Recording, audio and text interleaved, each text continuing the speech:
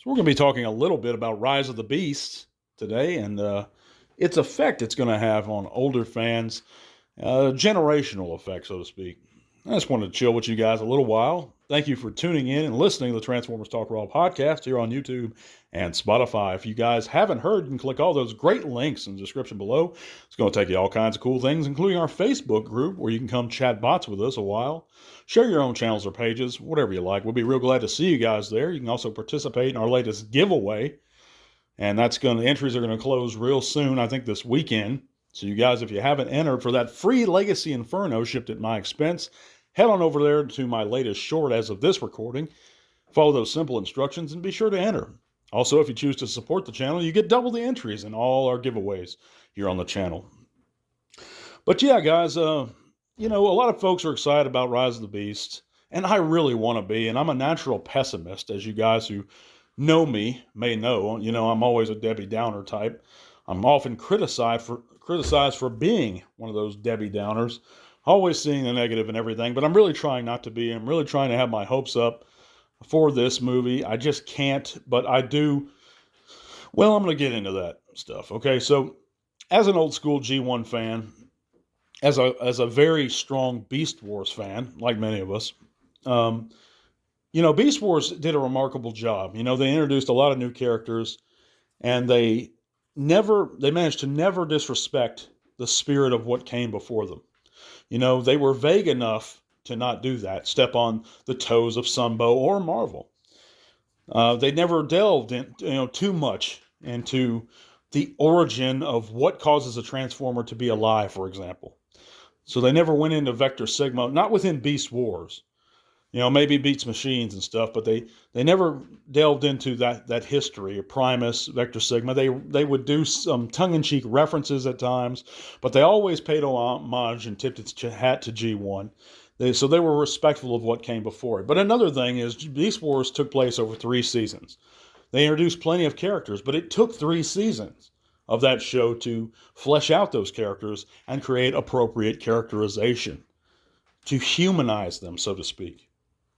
Now, Rise of the Beast has a serious problem, in my opinion, and it's going to have a big hill to overcome because it's introducing multiple amounts of characters, and I believe it's dozens of characters in a very short time frame.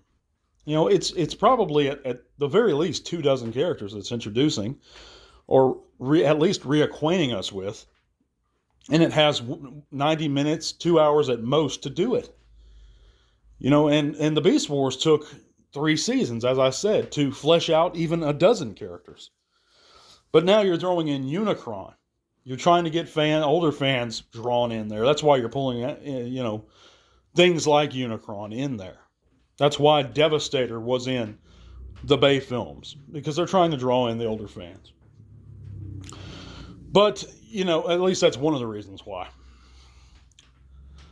But, of course, it doesn't look anything like Unicron, at least in my opinion. It doesn't look much like Unicron. In Planet Mode, I have to admit, it does look cool. The trailer does look cool. The characters do look cool. Cheetor looks fantastic, for example, and in my opinion. But it's designed to look cool, to be eye candy, to appeal to us on a very basic level, to keep us entertained visually.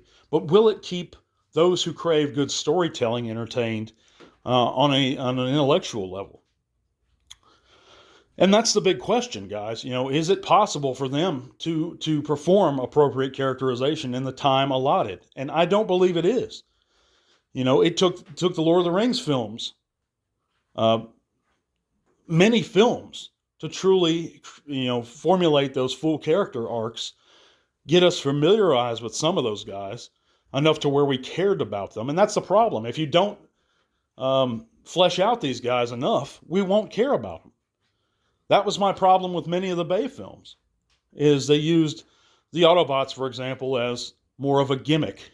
They didn't treat them as passionate, lively beings that they are, because the Transformers are alive within their own mythos, and regardless of the continuity you choose to follow, they have emotions and feelings, wants, desires.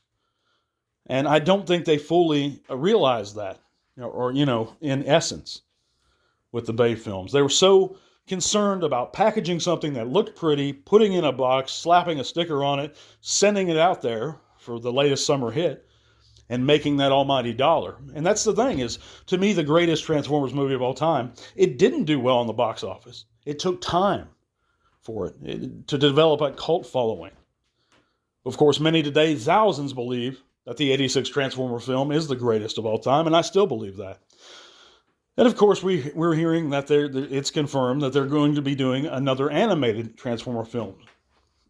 And that's fine. I'd love to see that. It's not going to be in the same style as of animation that we know and love, that many of us older guys grew up with. But that's fine, because we have such high hopes for this franchise to be great and to continue. And that's one thing I do appreciate about the newer stuff, is that it does introduce a new crowd to the Transformers. It gets new fans excited. It draws new people in.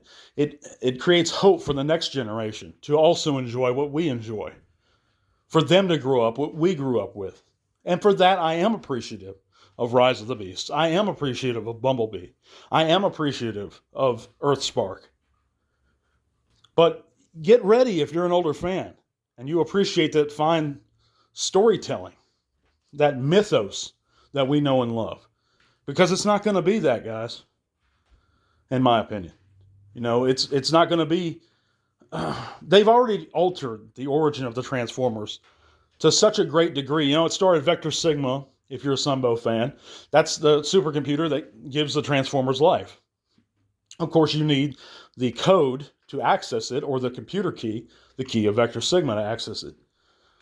If you're a Marvel fan, then of course it's Primus, or even the Creation Matrix.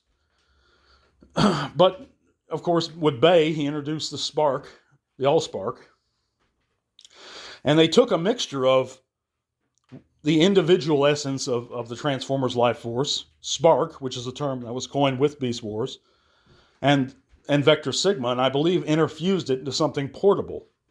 So they made Vector Sigma a portable thing that Transformers could carry around, lose and such, and refined again, and that being the source of the life form of the Transformers. But to me, that didn't honor the spirit of what came before it, in my opinion. But I digress. All that's kind of beside the point. I want to like this film, like I said, and I know that many of you guys are psyched for it. And I hope I'm dead wrong in all this, guys. I truly am.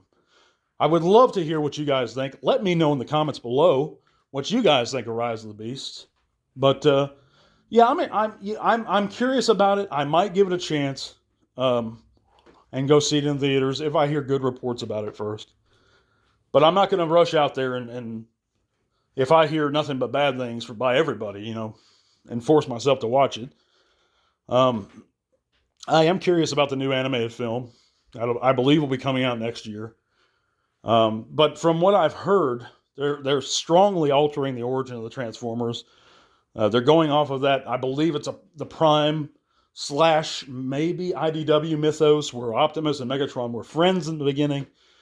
And how I grew up, Optimus and Megatron were never friends. That's either via the Marvel Comics or the Sunbow animated series. They started out enemies. Optimus always had a reason to hate Megatron. Because of course he killed his, well, quote, he killed him and his girlfriend, Ariel, and of course they were remade in Optimus and Elita 1 by Alpha Trion. But it's just, to me, it's a fine line to walk between honoring the spirit of what came before you and doing something new. Another problem I have is they keep rehashing these older characters. They can't leave the past alone.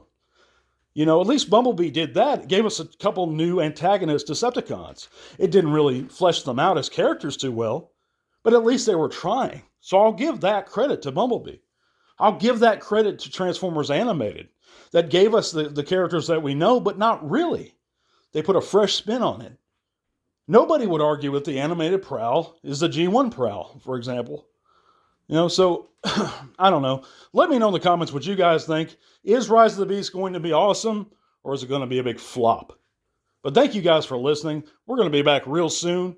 Enter that giveaway if you haven't, and consider supporting the channel. Leave us a thumbs up. Thank you guys. Tell all one. Funding for Transformers Talk Raw is made possible thanks to the support of viewers like you. Thank you.